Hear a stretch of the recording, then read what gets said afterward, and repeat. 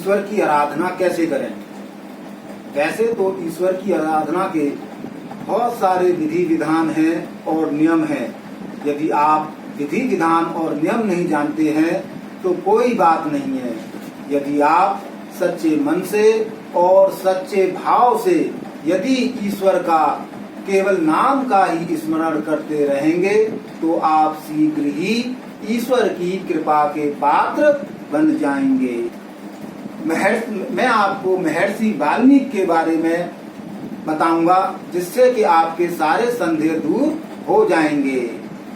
महर्षि वाल्मीकि जब महर्षि नहीं थे, सिर्फ वाल्मीकि थे, तो वह एक डाकू हुआ करते थे और राहगीरों को लूटना और लूटने के बाद उनको मार डालने का कार्य किया करते थे। और वह उन्हीं लूटे हुए वस्तुओं से या लूटे हुए धन से अपने घर परिवार के सदस्यों की सभी इच्छाओं को पूर्ण किया करते थे।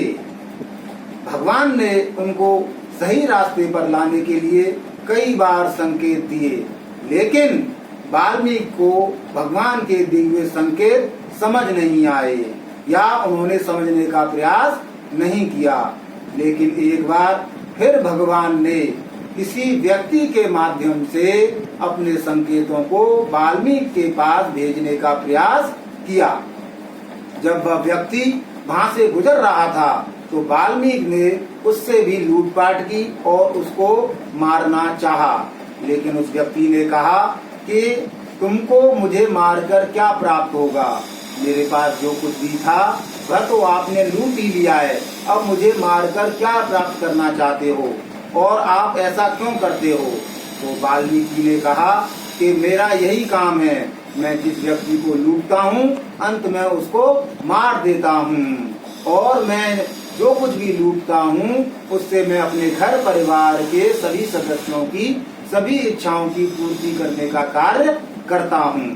तो वह व्यक्ति वाल्मीकि से बोला कि तुम अपने घर परिवार के सदस्यों की सभी आवश्यकताओं को पूरा करने के लिए इतना पाप करते हो, क्या तुम्हारे घर के सभी सदस्य भी इस पाप के हिस्सेदार बनेंगे।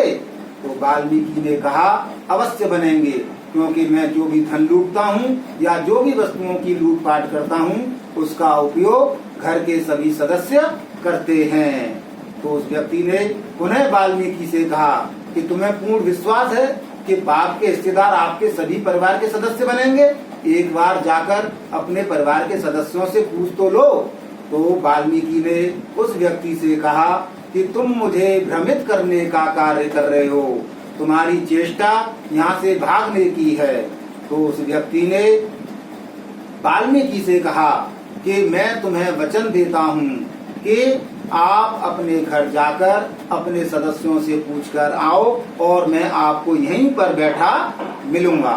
तो वाल्मीकि के दिमाग में कुछ उस व्यक्ति की बातें समझ में आई।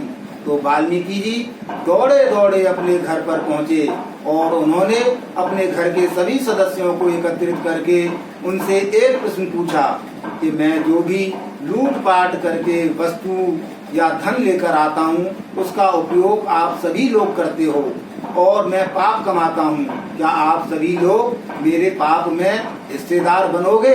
तो एक एक कर कर परिवार के सभी सदस्यों ने मना कर दिया कि हम तुम्हारे पाप के कोई हिस्सेदार नहीं बनेंगे। तो वाल्मीकि जी की आंखें खुल गईं और वह तुरंत ही दौड़े दौड़े उस व्यक्ति के पास जंगल में पहुंचे। वह व्यक्ति वहीं पर उसे बैठा हुआ मिला।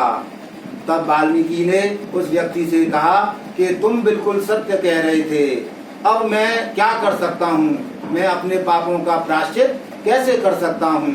तो उस व्यक्ति ने कहा इसका सिर्फ एक ही उपाय है, वह उपाय है ईश्वर की आराधना। आप ईश्वर की आराधना करें और ईश्वर से पश्चाताप करें तो आपके सारे पाप ईश्वर माफ कर देगा, क्षमा कर देगा। तो वाल्मीकि जी ने उस व्यक्ति से कहा कि मुझे तो ईश्वर की आराधना करना आता ही नहीं है, मैंने तो पूरे जीवन काल में केवल लूटपाट करी है, चोरी करी है और व्यक्तियों को मारने का कार्य किया है, मैं तो केवल मरा मरा शब्द ही जानता हूँ। तो उस व्यक्ति ने वाल्मीकि से कहा तो कोई बात नहीं है, आप सच्चे मन से सच्चे भाव से एकांत स्थान पर बैठकर केवल मरा मरा शब्द का ही उच्चारण करें। आपके शीघ्र ही सारे पाप ईश्वर धो देगा और आपको माफ कर देगा। तो वह व्यक्ति इतना कहकर वहां से चला जाता है और वाल्मीकि जी एकांत और शांत स्थान पर बैठकर मरा मरा शब्द का स्मरण पूरे मन और भाव से करने लगते हैं। शीघ्र ही कुछ ही दिनों में जब वो मरा मरा का जाप करते रहते हैं तो मरा मरा के स्थान पर उनके मुंह से राम राम राम अपने आप निकलने लगता है और फिर वह राम राम का स्मरण लगातार निरंतर रूप से करते रहते हैं। ईश्वर को उनके सच्चे मन और सच्चा भाव पसंद आ जाता है, तो इसके साथ ही ईश्वर उनको अपने कृपा का पात्र बनाते हैं और वाल्मीकि को क्या देते हैं? अपनी दिव्य ज्ञान प्रदान करते हैं, जिसके द्वारा वाल्मीकि जी ने पूरी रामायण की रचना कर दी और डाकू वाल्मीकि से वह महर्षि वाल्मीकि के रूप में प्रसिद्ध हुए। तो वह वाल्मीकि केवल मरा मरा शब्द कहकर ही महर्षि वाल्मीकि बन गए और उन्होंने पूरे विश्व में ख्याति प्राप्त की और ईश्वर के काफी करीब पहुंच गए। अब इस जो मैंने आपको वाल्मीकि की जो कहानी बताई है, इसके दो अर्थ हैं। पहला अर्थ ये है कि यदि आप अपने परिवार के सदस्यों की आवश्यकताओं को पूरा करने के लिए गलत कार्यों से पाप करके धन कमाते हैं, लेकिन उस धन का उपयोग तो आपके परिवार के सभी सदस्य करेंगे, लेकिन पाप के हकदार केवल आप स्वयं अकेले होंगे। परिवार के सदस्य कोई भी आपके पाप का हकदार नहीं बनेगा। दूसरा इसका अर्थ है कि जब वाल्मीकि मरा मरा कहकर ईश्वर के काफी समीप पहुंच सकते हैं और डाकू वाल्मीकि से महर्षि वाल्मीकि बन सकते हैं, तो आप भी आपके जैसा भी आपको ज्ञान है उस हिसाब से आप पूजा आराधना करें। नहीं भी आता है तो केवल ईश्वर के नाम का सच्चे मन से सच्चे भाव से स्मरण करते रहें। आप शीघ्र ही ईश्वर के कृपा के पात्र बन जाएंगे। जय श्री राम।